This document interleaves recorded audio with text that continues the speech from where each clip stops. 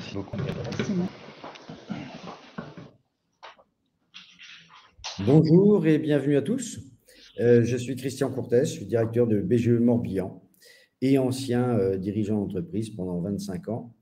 Ce webinaire vous est proposé par BGE en partenariat avec MAF. Bon, vous connaissez certainement déjà tous MAF, avec un petit peu de publicité, mais peut-être un petit peu moins BGE. BGE, c'est un réseau qui a été créé en 1979 pour démocratiser l'entrepreneuriat. C'est un réseau associatif national qui appuie, conseille et forme les entrepreneurs futurs ou déjà installés à chaque étape de leur projet entrepreneurial. Donc, on travaille en émergence, en structuration de projet, accès au financement aussi et l'orientation vers les financeurs, le développement des entreprises et des entrepreneurs déjà installés et l'animation de clubs. Aujourd'hui, c'est un réseau qui compte 530 lieux d'accueil déployés sur tout le territoire français, y compris l'outre-mer, et animé par un réseau de 1300 salariés. Et chaque année, nous accompagnons et formons plus de 50 000 personnes dans leurs projets, ce qui est quand même beaucoup.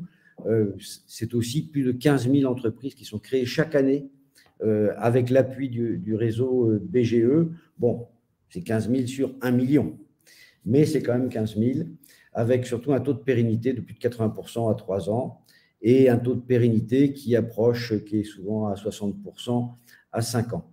Le thème d'aujourd'hui, donc la santé du dirigeant d'entreprise, c'est un thème essentiel et pourtant qui est souvent minimisé par les porteurs de projets et les entrepreneurs installés.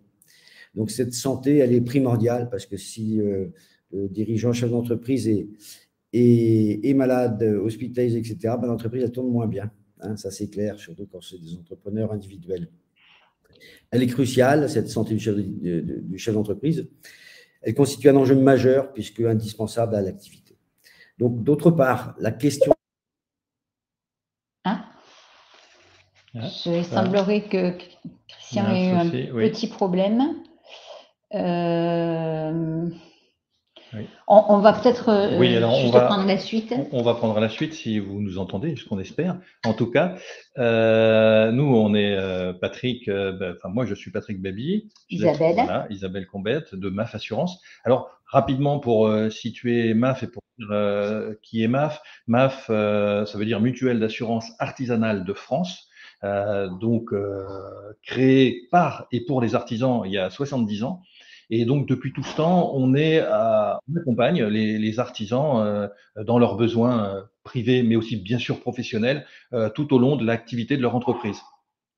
MAF, pour situer, c'est à peu près 500 agences en France et 300 collaborateurs qui se déplacent et qui viennent rencontrer les chefs d'entreprise pour pouvoir leur apporter un accompagnement et des études tout à fait personnalisées et individualisées pour leur entreprise.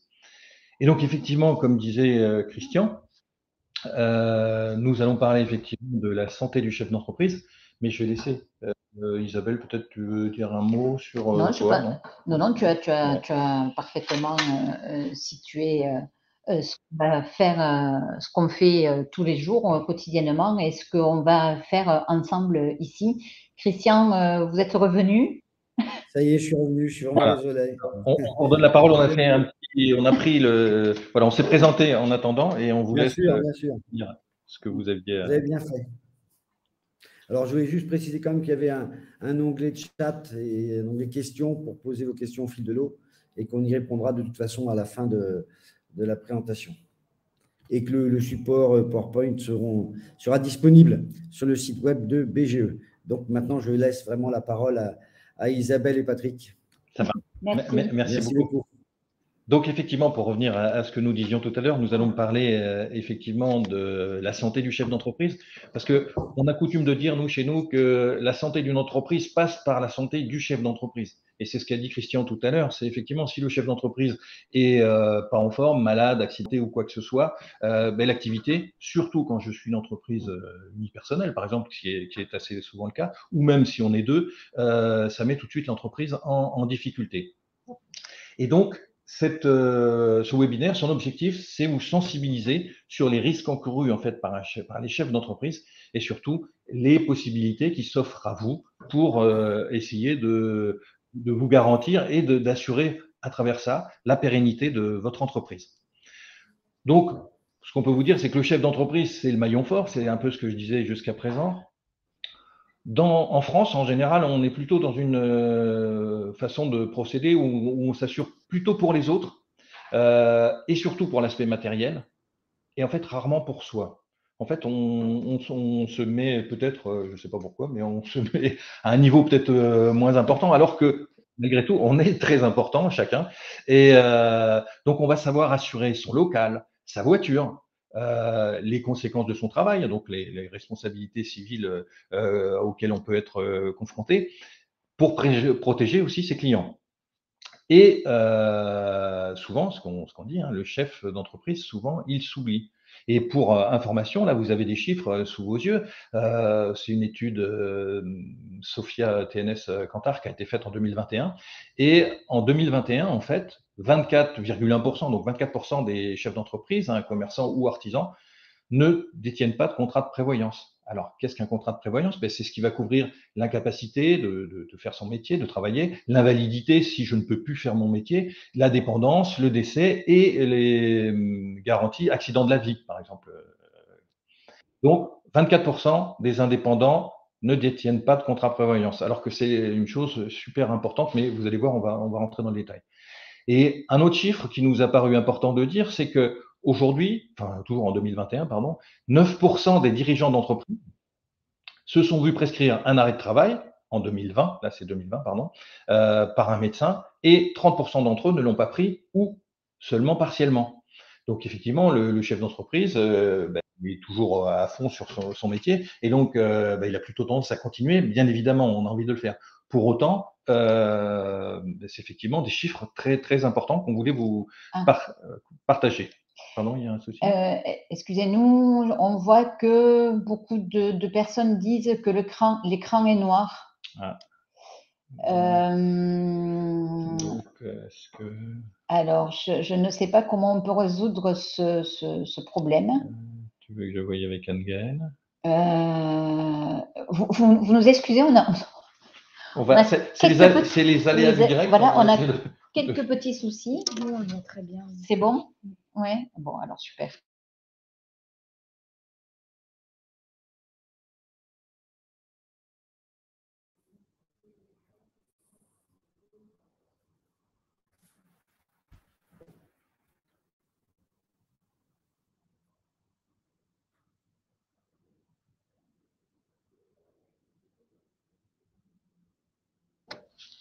Okay. Alors, on espère hein, que c'est relancé, que vous le voyez maintenant l'écran. Donc, tout ça pour dire qu'un chef d'entreprise en bonne santé, c'est une entreprise pérenne. C'est important parce que quand vous créez une entreprise ou que vous avez une entreprise, votre objectif, c'est bien qu'elle soit pérenne et qu'elle évolue du mieux possible. Alors, d'autres chiffres qu'on peut vous donner, qu'on voulait partager avec vous. En fait, on disait tout à l'heure que la prévoyance, c'était quelque chose qui est un peu oublié. Et là, d'après cette étude, toujours qu'on vous présente, on constate que 60% des dirigeants ont un contrat de prévoyance. Alors, ce qu'on peut regarder, si vous voyez, hein, on a différentes garanties. On va avoir à gauche, sur les espèces d'histogrammes, la mutuelle. Ensuite, on va avoir la prévoyance, les assurances chômage, les garanties hommes clés et l'épargne. Et on constate que sur la santé, quasiment qu'on soit dans l'industrie, dans le BTP, dans le commerce ou dans les services, ça, globalement, quasiment tout le monde est assuré sur la santé. Ça, c'est vraiment quelque chose qui est intégré pour un chef d'entreprise. Pour autant, dès qu'on passe au deuxième, qui est la prévoyance, on voit qu'on a une forte chute et que, effectivement, selon les métiers, peut-être le BTP qui est un peu plus important, puisqu'on est à 67%, mais on est effectivement sur seulement 2/3 des chefs d'entreprise qui ont une garantie, un contrat de prévoyance. Et si on rentre un peu plus dans le détail, au niveau de l'information sur la prévoyance, 1/3 seulement des dirigeants, ou un peu plus d'1/3 des dirigeants, ont ou déclarent avoir un bon niveau d'information sur la prévoyance. Et là, ce qu'on peut constater, c'est qu'effectivement, on en a 36% hein, qui ont de l'information. Et après, ça va changer. Donc, bien évidemment, c'est des résultats, des chiffres assez faibles, c'est-à-dire que vous n'êtes pas trop informé sur le sujet. On retrouve en fait un niveau d'information qui est faible, quel que soit le niveau d'entreprise, qu'on soit une TPE, voire jusqu'aux grosses entreprises ou très grandes entreprises. Par contre, ce qu'on peut noter dans ces chiffres, c'est que le secteur le mieux informé, c'est effectivement l'industrie et le BTP, qui est effectivement depuis assez longtemps et plutôt sur ce sujet. Sensible à ces sujets-là, C'est ça. tout à fait. Après, quels sont les interlocuteurs les mieux placés pour conseiller les entreprises? Et là, on est sur une enquête d'OpinionWay. Eh bien, on va voir que tout d'abord, on va retrouver des gens comme nous et qui peuvent apporter ce genre d'informations. Donc, les assureurs, les mutuelles ou les institutions de prévoyance. Et là, c'est à peu près à 70%. Ensuite, on constate que l'expert comptable, ça c'est important et ça aussi, c'est votre partenaire en tant que chef d'entreprise, l'expert comptable, et lui aussi peut vous apporter des informations sur le sujet. Et là, on est à peu près à 38%. Et alors après, ça baisse fortement et on va retrouver les courtiers, les fédérations patronales, les banques, voilà, et de moins en moins. Mais effectivement, les acteurs les mieux placés et les plus à même de vous apporter des informations, ce sont vos assureurs ou votre expert comptable et effectivement, bien sûr, les institutions de prévoyance hein, qui sont sur le sujet. Christian, vous voulez en profiter pour intervenir? Pour le moment, non, je n'ai pas d'anecdote à raconter, sauf d'insister encore sur le fait d'avoir une prévoyance. Ça, c'est clair. OK. Merci. Alors, les solutions donc, qui existent, là, bien évidemment, on parle de toutes les solutions qui existent sur le marché, hein, quel que soit l'assureur, bien évidemment, puisque l'objectif, c'est de vous donner de la vision de ce qui existe. Mais donc les solutions, on va pouvoir vous les présenter. En fait, il y en a plusieurs, 3 notamment. Mais surtout, ce qui est important, c'est une couverture qui est à construire, voire à co-construire, entre guillemets, enfin, je veux dire, avec votre partenaire assureur, banquier ou peu importe, enfin, la personne qui est à même de vous apporter ce service. Mais c'est vraiment, vous devez être acteur avec votre partenaire et surtout en fonction de vos besoins. Parce qu'en fait, qu'on soit en assurance prévoyance, mais même sur l'assurance d'une entreprise, en fait, une assurance professionnelle n'est jamais la même que celle de son voisin. Alors, on a des besoins qui sont différents. Je peux être électricien, par exemple, à Paris ou électricien à Brest. Je n'aurai pas obligatoirement le même contrat, même si je prends les mêmes des garanties qui se ressemblent, je n'aurai pas obligatoirement le même contrat parce que ça doit être adapté à ma situation et à mes vrais besoins. Donc là, on insiste bien le côté partenaire de votre assureur, de votre institut de prévoyance, de votre banquier, expert comptable ou quoi que ce soit. C'est super important de faire un point adapté avec lui sur 3 possibilités. Alors, vous vous posiez peut-être la question, quelles sont les différentes assurances? Vous les avez sous les yeux. Il y a des assurances perte de revenus. On va rentrer dans le détail après, hein. C'est pour ça que je vais juste les nommer pour l'instant et après on va rentrer dans le détail avec des exemples. Et donc, assurance perte de revenus, assurance accident et les assurances décès. Donc, nous allons commencer par l'assurance perte de revenus. Et là, peut-être que Christian, si besoin, n'hésitez pas à intervenir. Donc, en fait, qu'est-ce que l'assurance? Moi, j'avais une assurance perte de revenus qui m'a servi à plusieurs reprises. Voilà, j'ai dirigé une entreprise pendant 25 ans.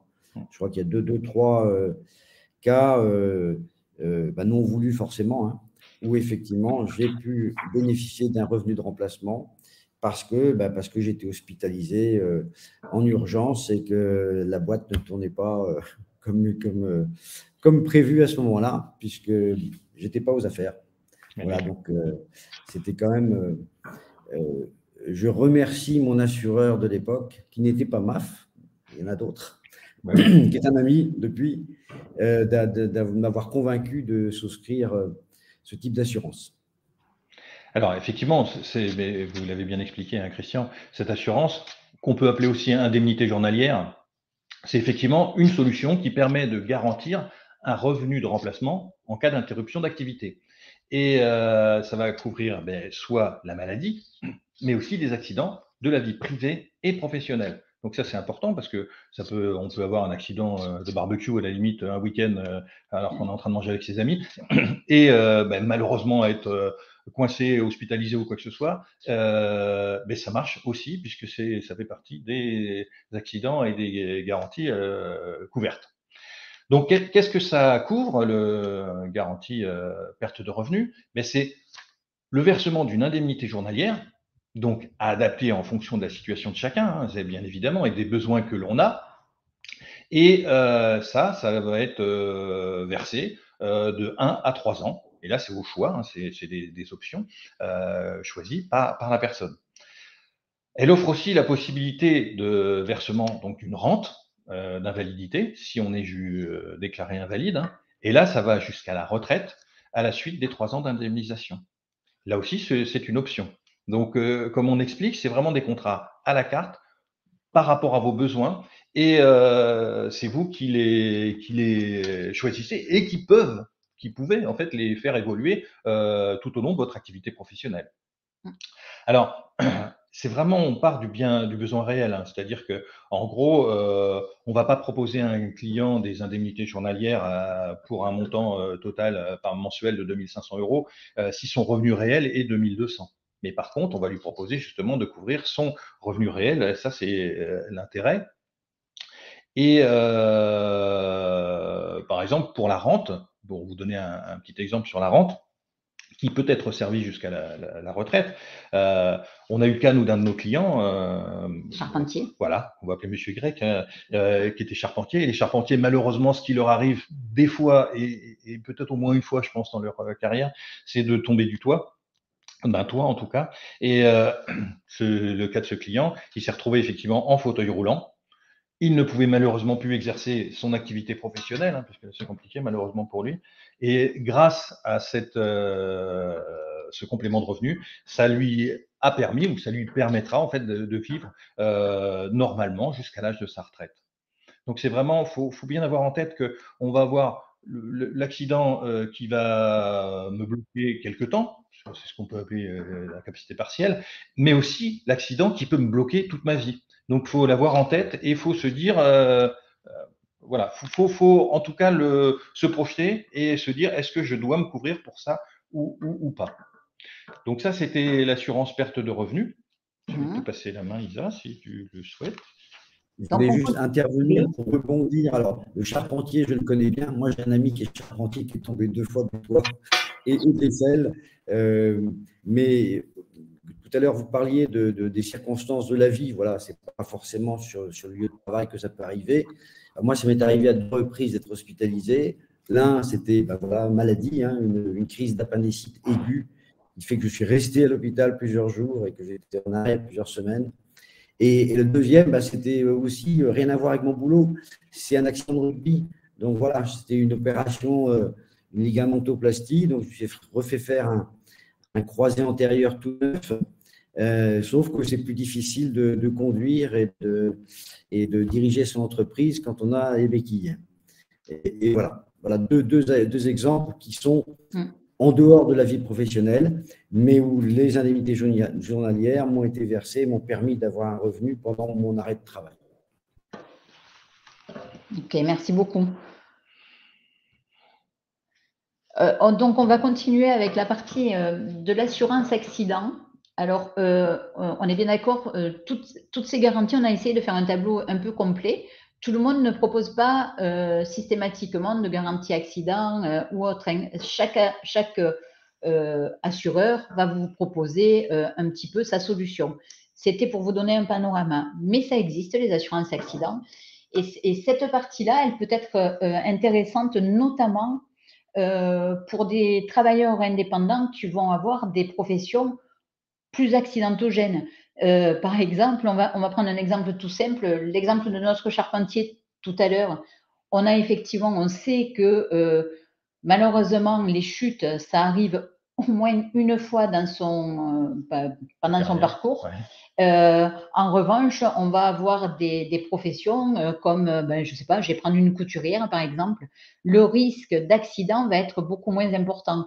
Donc, on parle là d'accident au cours de la professionnelle, sachant qu'effectivement, cette garantie accident couvre aussi des accidents dans le cadre privé. Cependant, vous voyez, c'est des choses qu'on discute avec, quand tout à l'heure, Patrick, vous expliquait qu'on construit une garantie ensemble avec le partenaire, c'est vraiment ça, c'est-à-dire qu'il va peut-être être à même de vous dire, ah ben effectivement, compte tenu de votre situation, les indemnités journalières, on va les établir, on va regarder ensemble et on va les établir sur telle durée et avec tel montant. En revanche, peut-être que l'accident, vous pouvez vous en passer dans un premier temps et voir plus tard ce qui peut être fait. Sachant que ce qu'on n'a pas dit tout à l'heure, toutes ces garanties sont évolutives. C'est-à-dire que quand on prend quelque chose au départ, parce qu'on démarre, évidemment, dans 3 ans, peut-être que votre revenu ne sera pas le même, etc. et que la garantie pourra évoluer. Ça, c'est aussi un aspect qui peut être important. Nécessite de faire des points, effectivement, assez fréquemment avec son assureur, tout à fait. Donc, la garantie accident, elle peut couvrir le versement d'un capital en cas d'incapacité permanente. Donc, c'est-à-dire, moi, en cas d'accident, je veux pouvoir, et en cas d'incapacité permanente, je veux avoir 50 000 €. Je vous dis, c'est un exemple parmi tant d'autres. C'est quelque chose qui est fixé ensemble. Elle offre également la possibilité de couvrir le décès en cas d'accident et parfois la possibilité de bénéficier d'indemnités journalières, toujours pareil, sur une durée limitée et uniquement liée à un phénomène accidentel. On ne parle plus du tout de maladie, comme on en parlait tout à l'heure. Là, ça serait quelque chose qui ne couvrirait que la partie accident.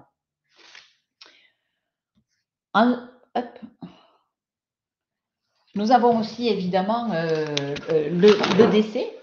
Les garanties d'essai, elles sont importantes parce que c'est comment, au cas où il m'arrive quelque chose, je puisse assurer l'avenir de mes proches. C'est une couverture qui va évidemment protéger sa famille par le biais d'un capital qui sera versé, qu'on décède suite à une maladie ou un accident de la vie privée et professionnelle. La garantie d'essai, il faut savoir aussi qu'en cas d'incapacité totale, elle fonctionnera.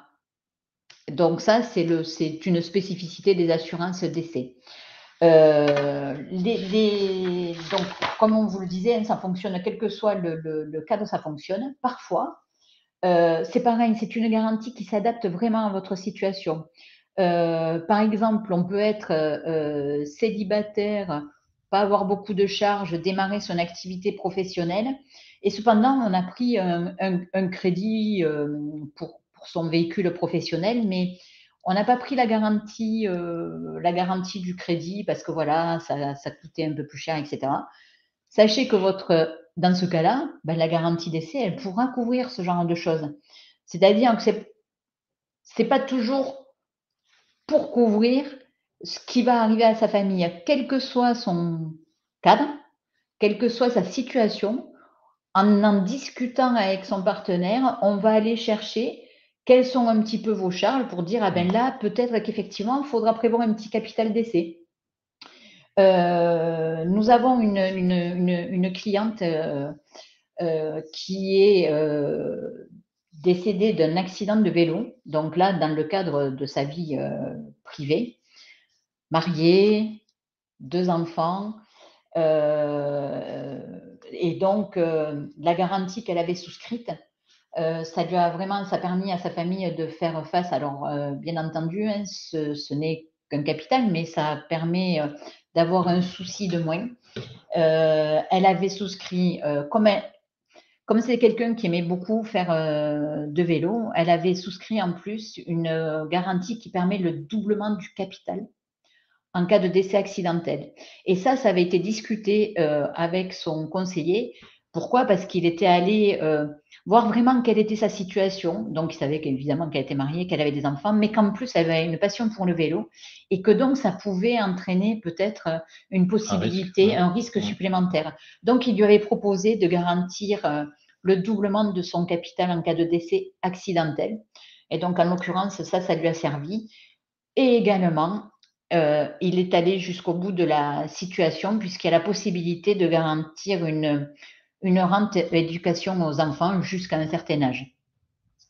Donc, vous voyez, là, dans le cadre de notre cliente, ça a vraiment pris et couvert cette garantie l'ensemble de ce qui lui est arrivé, un capital qui a été versé à son mari pour la famille, un capital pour les enfants sous forme de rente et un capital augmenté parce que comme elle était fan de vélo et que voilà, c'était un peu plus accidentogène, elle avait prévu le doublement du capital d'essai.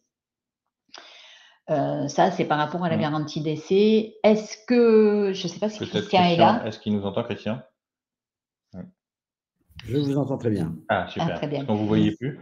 Est-ce que vous voulez parler d'un exemple Oui, c'est vrai que on ne sait jamais ce qui peut se passer. Et je me rappelle très bien d'un collègue lorsque j'étais au Centre des jeunes dirigeants d'entreprise. Et d'ailleurs, il y a une JD qui est en ligne que je salue. Bonjour Céline.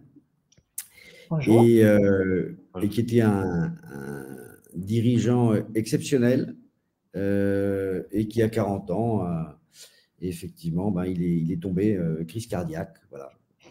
Il est parti d'un seul coup et il avait souscrit une assurance décès pour sa famille. Et ce sont des cas qui arrivent. Voilà. En fait, quand on regarde autour de soi, on a toujours un exemple de quelqu'un à qui c'est arrivé. C'est clair. Oui.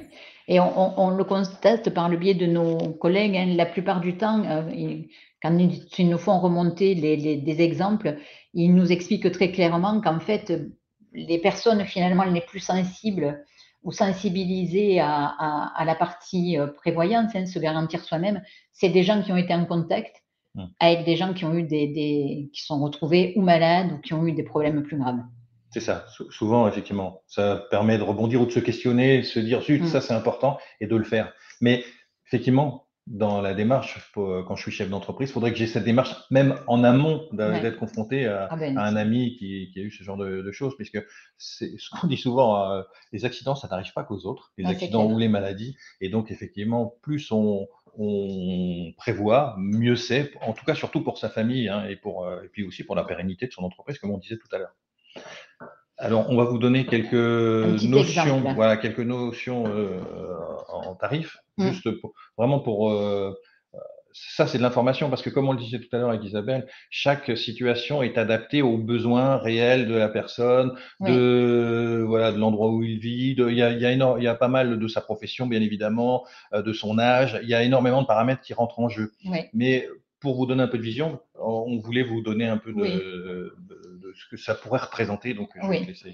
Donc, on a pris l'exemple, on s'est fait calculer des indemnités journalières, le capital d'essai et un contrat accident pour un fleuriste de 40 ans, marié, 2 enfants, un revenu de 1 500 €, non-fumeur, et dont la résidence est à Niort. Il faut que vous sachiez là que tous les éléments rentrent en ligne de compte pour l'élaboration du tarif. C'est pour ça qu'on insiste sur le fait que c'est un exemple et que cet exemple tarifaire ne correspondra peut-être pas à quelqu'un d'autre dans les mêmes conditions. Donc, le contrat d'indemnité journalière, pour vous donner vraiment, c'est pour vous montrer combien cela peut coûter. C'est accessible en fait. Oui. 50 € par jour pendant un an, c'est-à-dire des indemnités journalières versées pendant un an, 50 € par jour, c'est 1 500 € par mois. Ça représente un montant de 196 € à l'année, soit 16,35 € par mois. C'est un tarif 2022. Sur la même base, oui. Oui, merci Isabelle et Patrick pour ces exemples très précis. Parce que ce qui est important, c'est de montrer qu'on dit toujours que ça coûte. Et pour un entrepreneur, effectivement, c'est normal qu'il soit regardant sur ses charges, mais là, ce n'est pas une charge, hein, c'est vraiment une assurance. Et on parle de quelques euros par mois. C'est ça. On n'est pas sur des sommes extraordinaires. Donc, c'est un exemple, là, pour le coup, très précis. Mais ça veut bien dire que, quel que soit le cas de figure, on ne va pas être sur des montants qui vont être astronomiques. Et on est juste pour pouvoir mais avoir une bonne prévoyance et avoir des bonnes garanties pour pérenniser l'entrepreneur et son entreprise, on n'est que sur quelques euros par mois. Ça vaut pas le coup de s'en priver. Ça vaut vraiment pas le coup de s'en priver. Oui, effectivement. Donc, on continue juste sur ce que ça peut représenter, la valeur d'un contrat d'essai. C'est toujours sur la base du même exemple, hein, c'est pour la personne de 40 ans. Il y a une préconisation qui est faite en fonction de sa situation de famille aussi. C'est-à-dire que, par exemple, pour un célibataire, j'y reviens, on ne proposera pas forcément 36 000 euros en capital d'essai. Là, c'est parce qu'il est marié et qu'il a 2 enfants. Donc, le capital d'essai, 36 000 euros, ça représente 6,17 euros par mois pour se couvrir pour cette valeur-là. Le contrat accident, on est à 40 000 euros en préconisation et vous voyez, c'est 6,20 euros par mois pour la garantie accident seul. On rappelle évidemment que ces 3 garanties-là qui apparaissent à votre écran, ce sont des garanties qu'on prend individuellement. Ou on peut les prendre toutes, ou on peut en prendre 2. C'est vraiment quelque chose qui se construit. C'est simplement pour vous montrer que vous avez la possibilité du complément du revenu, de l'assurance d'essai et de la garantie accident en plus. Et tout ça pour rebondir sur ce que disait Christian, sur effectivement des montants relativement faibles, puisqu'on est à, par exemple, si on prenait ce cas précis, on est à moins de 30 euros par mois. Voilà. Et comme le disait Isabelle, et ça c'est important, c'est vous qui le construisez, c'est vous qui choisissez. Vous pouvez très bien partir sur un seul, les indemnités journalières, ou sur 2 ou 3, peu importe. Ça c'est vraiment avec votre partenaire, c'est vous qui le faites selon vos besoins. Mais ce qu'on voulait vous montrer à travers ça, c'était qu'effectivement, c'est pas un montant énorme. Et comme le disait Christian, il vaut mieux pas s'en priver, effectivement, parce que souvent on a tendance à dire l'assurance coûte cher avant, en fait, qu'il arrive quelque chose. Mais voilà, vous voyez que ce ne sont pas des charges énormes et que grâce à ça, ça peut permettre de faire pérenniser son entreprise ou en tout cas d'aider sa famille s'il arrive un truc beaucoup plus grave, malheureusement. On continue. Alors, donc il existe effectivement d'autres garanties complémentaires, en complément complémentaires, donc en complément de ce qu'on vous a présenté jusqu'à présent, qui sont par exemple la garantie homme-clé. Donc là, vous en avez peut-être entendu parler, peut-être que votre expert comptable vous en a parlé ou votre assureur. En fait, le contrat homme-clé, donc ça c'est un contrat qui peut se prendre complètement à part, on est bien d'accord, c'est pour protéger l'avenir de son entreprise. Donc, le contrat homme-clé, il va couvrir les risques, bien sûr, de décès, d'incapacité, c'est des sujets dont on a parlé tout à l'heure, d'invalidité, alors d'incapacité temporaire ou d'invalidité suite à accident ou maladie. Et en fait, la question qu'il faut se poser, c'est que deviendrait mon entreprise si demain, moi, chef d'entreprise, ou l'un de mes collaborateurs, ne pouvions plus faire notre activité. Par exemple, on peut très bien être dans un restaurant, par exemple, ou une boulangerie. Par exemple, je suis boulanger et je fais boulangerie-pâtisserie. Moi-même, je ne suis pas pâtissier, par exemple. J'ai recruté un pâtissier qui fait toute la pâtisserie de ma boulangerie. Et on travaille ensemble. C'est mon collaborateur, pour autant, mais il détient, on va dire, quelque part, une compétence que moi, je ne sais pas faire. Et je peux très bien choisir de me dire, je vais garantir cette personne, mon pâtissier, parce que demain, s'il lui arrive un truc, je ne saurais pas faire. Donc, le contrat homme-clé, ce n'est pas obligatoirement moi, chef d'entreprise, ça peut être aussi une personne très importante et clé, d'ailleurs, d'où le nom du contrat, pour l'entreprise. Donc, il est souscrit par l'entreprise et pour l'entreprise, bien évidemment. Et en fait, on peut retrouver 2 contrats qui sont bien sûr l'assurance décès pure, ce qu'expliquait tout à l'heure Isabelle, ou le contrat d'assurance perte de revenus. Et donc, ce qu'il faut bien avoir en tête dans ce type de garantie, c'est l'entreprise qui prend le contrat et qui couvre vraiment l'homme clé, qui n'est pas obligatoirement, j'insiste, moi, chef d'entreprise. Ça, c'est important à savoir parce que ça peut vous permettre justement, grâce à ça, de pouvoir faire un remplacement de ce pâtissier, comme je disais tout à l'heure. Imaginons, paf, il a, ce que disait Christian, une péritonite ou un truc comme ça, il est hospitalisé, on va dire, une semaine, peu importe, espérons que c'est pas grave dans ce cas-là, on va dire, grâce à ce contrat-là, je vais pouvoir faire le remplacement, en fait, me prendre quelqu'un pour remplacer mon pâtissier qui est très important au fonctionnement de mon entreprise. Voilà, donc ça c'était la garantie homme-clé. Oui, une petite précision sur la garantie homme-clé. C'est un contrat, lui, qui ne va pas aller comme précédemment la garantie maintien de revenus, qui peut aller jusqu'à la retraite. C'est une garantie qui est limitée dans le temps, c'est-à-dire que quand elle est souscrite, vous allez que ce soit sur votre tête, parce que vous êtes l'homme-clé, ou sur la tête de la personne, du salarié que vous voulez protéger, elle va fonctionner pendant 1 an maximum. Pourquoi? Parce que ça vous permet d'avoir de l'aide pendant un certain temps pour trouver une solution de remplacement, en fait, qui peut être définitive. Donc, sachez-le, ça fonctionne un peu différemment, mais c'est logique parce que on n'est pas là pour couvrir, du coup, tout à fait la même chose. C'est vraiment pour aider l'entreprise pendant une donnée durée. Une durée donnée, oui. Hop. Voilà. Alors, on va avoir la santé des salariés et assimilés salariés. Par exemple, l'exemple qu'on mettait, c'est quand j'étais salarié, je bénéficiais d'une bonne complémentaire maladie collective. Comment faire pour en bénéficier à nouveau? Donc, en tant que travailleur non salarié, parce que ce qui est votre cas en tant que chef d'entreprise, vous pouvez mettre en place une assurance santé collective pour vos employés et vous-même dans certaines conditions au niveau collectif. En fait, vous le savez sûrement, ou si vous ne le savez pas, depuis 2016, il y a la loi ANI qui a été mise en place et qui oblige en fait toute entreprise qui a au moins un salarié à proposer un contrat de santé collective, enfin une couverture de santé collective à ses salariés. C'est une santé collective minimale au départ, puisque la loi oblige ce qu'on appelle un panier de soins. Donc après que le chef d'entreprise peut choisir de prendre, d'augmenter, parce qu'il faut savoir que, en fait, c'est 50% il y a 50% à la charge du salarié au départ, à minima, ça peut pas être plus que ça, on va dire. Donc ça veut dire que l'entreprise paye une assurance et en prend 50% à la charge pour le compte de son salarié.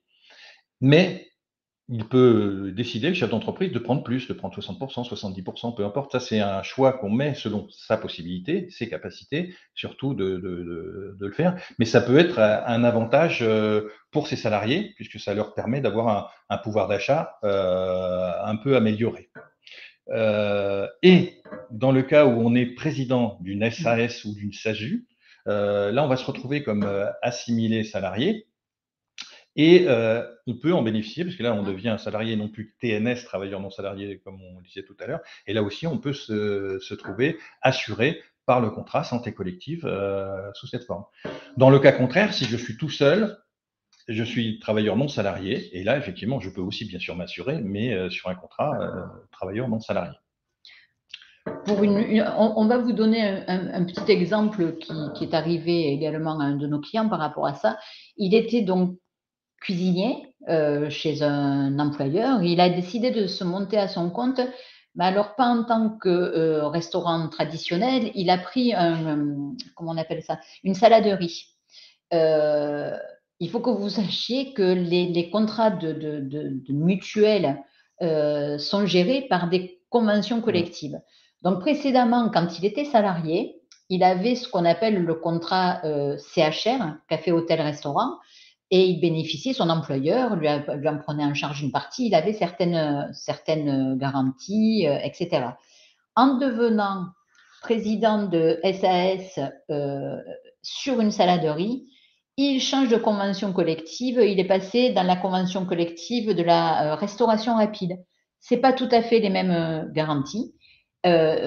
Et donc, il a évidemment adhéré à la convention collective parce que ça aussi, c'est important. Il faut que vous le sachiez en fonction du domaine d'activité. L'assureur que vous allez solliciter, il ne va pas vous proposer ce qu'il veut. Il doit vous proposer un contrat en fonction du domaine d'activité dans lequel vous êtes. qui a été défini effectivement par la branche voilà, exactement. professionnelle. Ouais. Ce sont des choses qui sont préétablies. Il y en a énormément hein, de conventions collectives en France, je crois qu'il y en a plus de 600.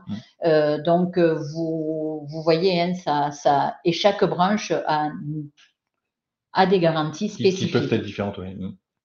Donc voilà, ça peut vous arriver. Vous êtes salarié aujourd'hui et puis vous lancez dans votre nouvelle activité, vous êtes présidente de SAS, et bien ça c'est quelque chose à aborder, la mutuelle.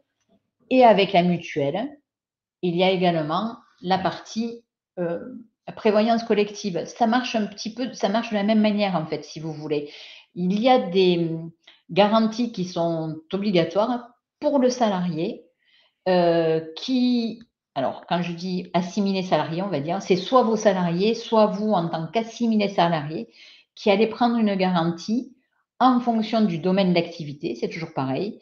Et lorsqu'on est présidente de SAS ou de SASU, on a bien souvent un statut cadre.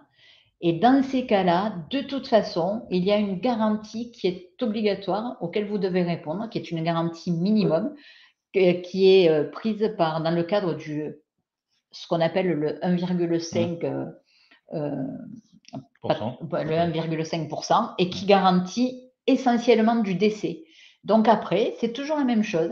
Une fois que vous êtes avec votre partenaire, eh bien, soit cette garantie, au départ, elle est suffisante pour vous couvrir parce que vous estimez que vous allez répondre simplement au premier niveau, soit ça peut être amélioré sur toujours pareil, hein, de la prise en charge, de l'arrêt maladie, accident, jusqu'à la retraite. Tout ça, ça peut se discuter en plus de la garantie de base, bien souvent obligatoire. Est-ce qu'on a fait le tour par rapport à ça? Voilà. Montrer aussi les différentes.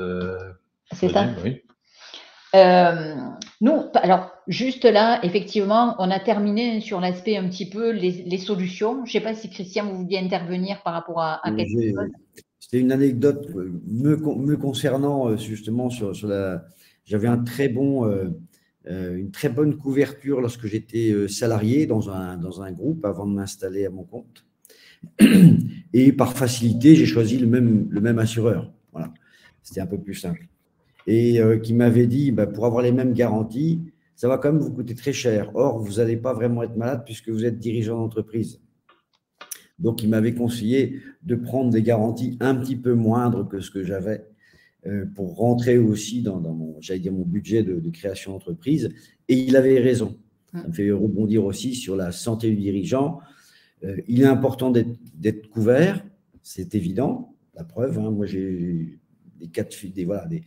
j'ai eu des maladies ou accidents de la vie privée et ça m'a bien aidé. Mais au-delà de ça, on sait aussi que le dirigeant d'entreprise, il est rarement malade. Voilà, il y a des études qui le prouvent, hein, notamment le laboratoire à Maroc qui est piloté par le professeur Torres, qui a fait toute une étude sur la santé du dirigeant d'entreprise.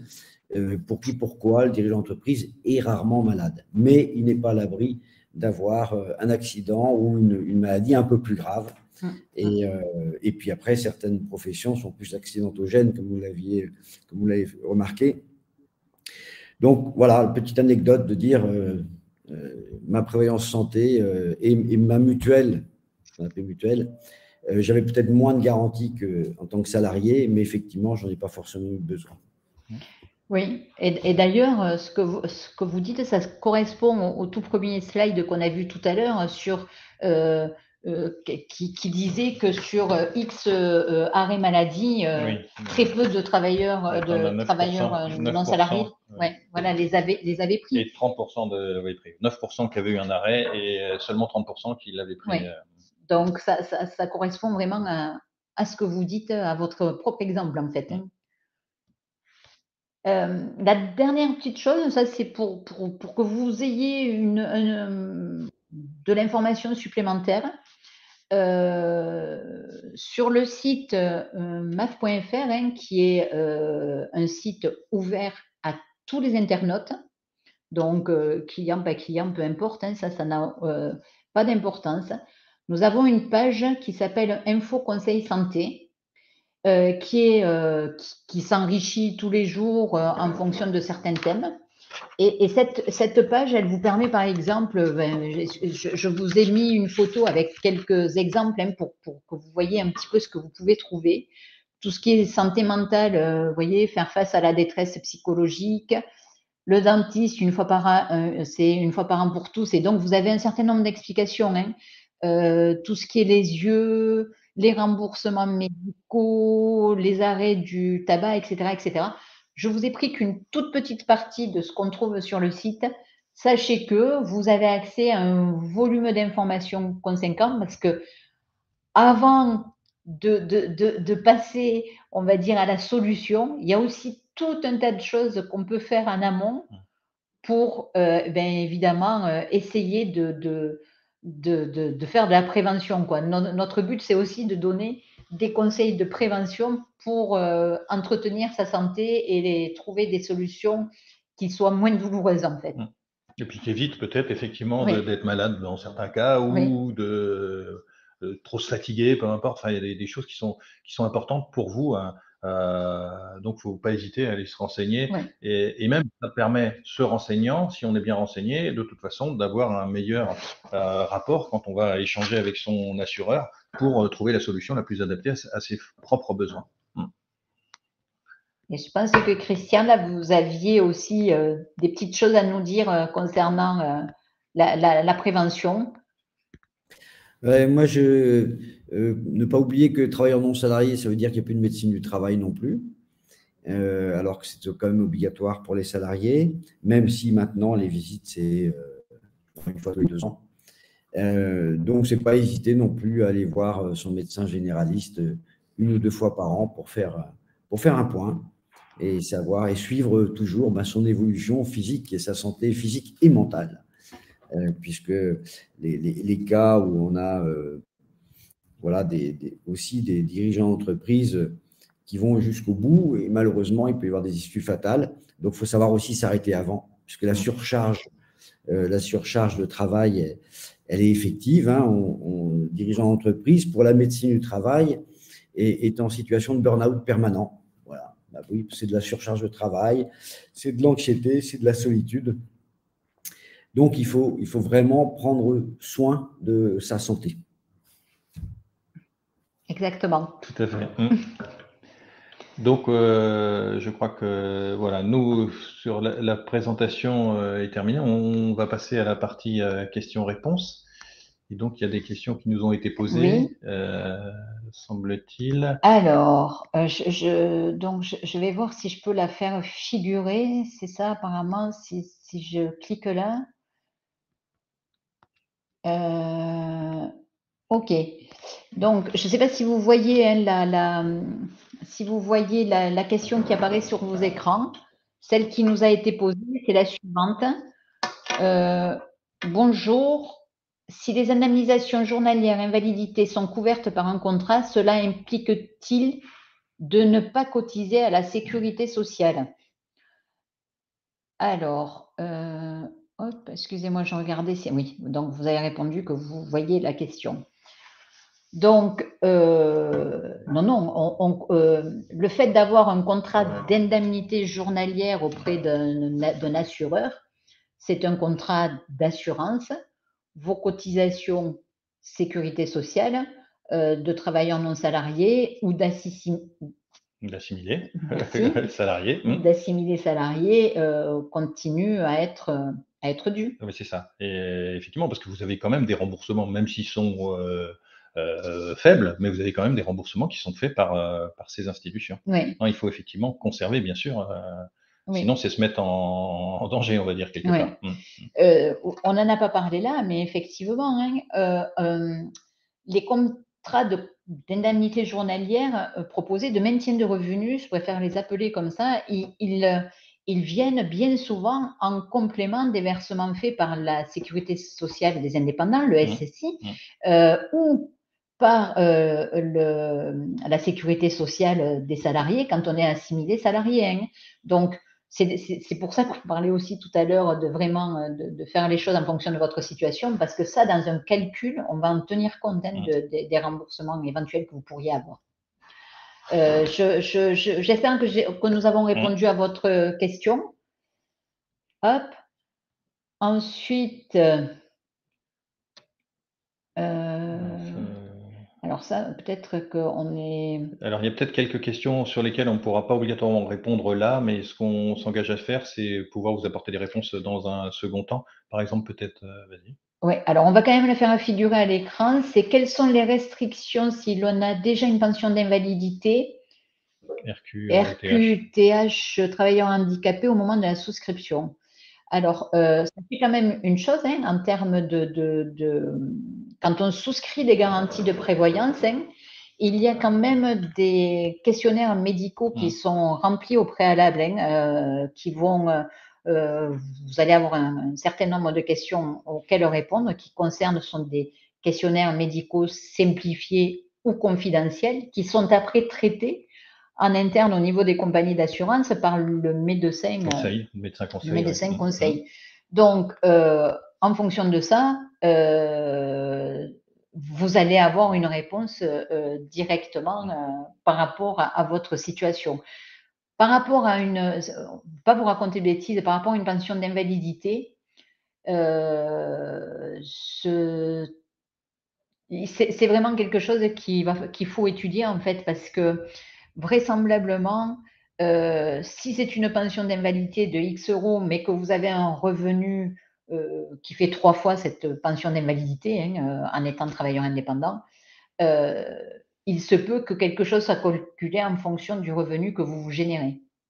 Mais sous réserve. Après, on peut se renseigner si vous voulez et vraiment vous apporter une réponse beaucoup plus… D'ailleurs, on va la copier la question. Une réponse beaucoup plus certaine. Voilà. Adapté en tout cas. Ensuite, hop là, ah zut. Alors, je fais des bêtises. Si on doit payer alors, hop là. Mais ça répond un peu… Si on doit payer un surcoût quand on est déjà avec des problèmes de santé, alors sachez que ça dépend des assureurs. Puisque il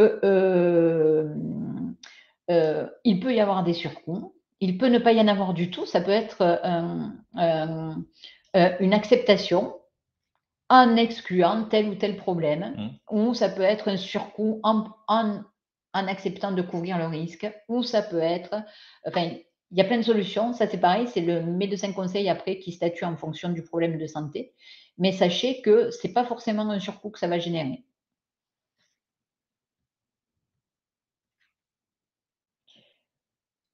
Des restrictions suivant l'âge, mais…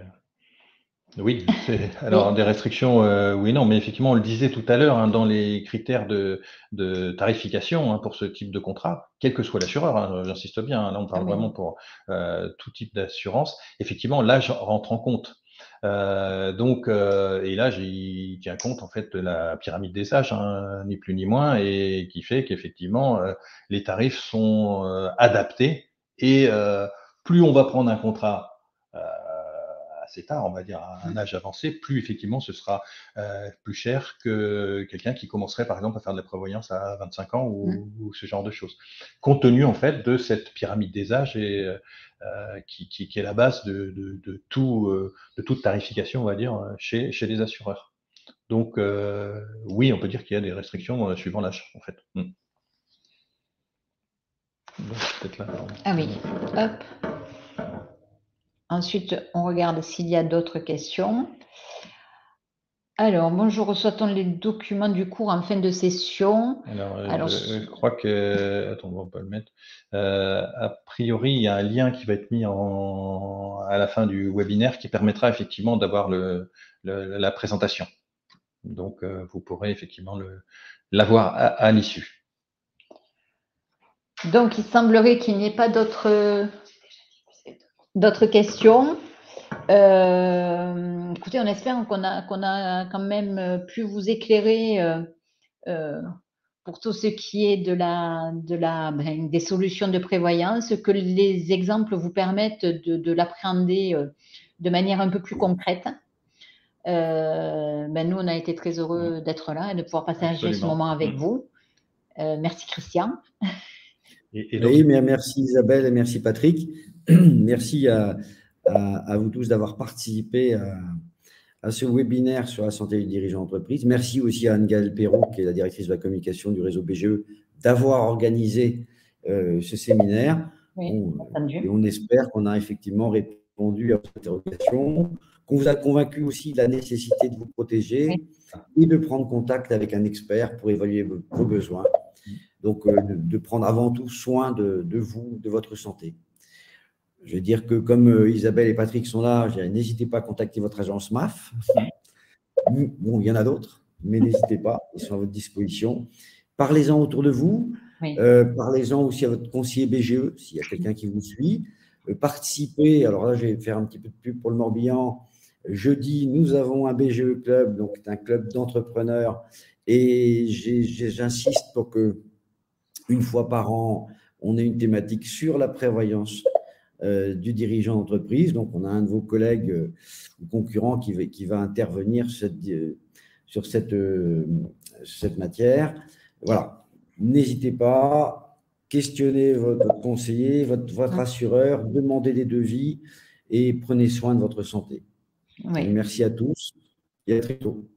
Et donc, merci à vous, oui, surtout. Et comme vous disiez, Christian, pensez surtout à vous. Ça, c'est important, vous, chef d'entreprise. Et donc, nous, on a été ravis. Merci beaucoup. Merci BGE, merci Christian et donc Anne-Gaëlle, bien sûr. Et au plaisir de refaire ce genre de choses si possible, ou éventuellement, n'hésitez pas à venir nous rencontrer, enfin solliciter votre assureur, votre partenaire pour trouver la solution la plus adaptée à votre situation. Merci beaucoup, bonne journée. Au revoir. Au revoir. Au revoir.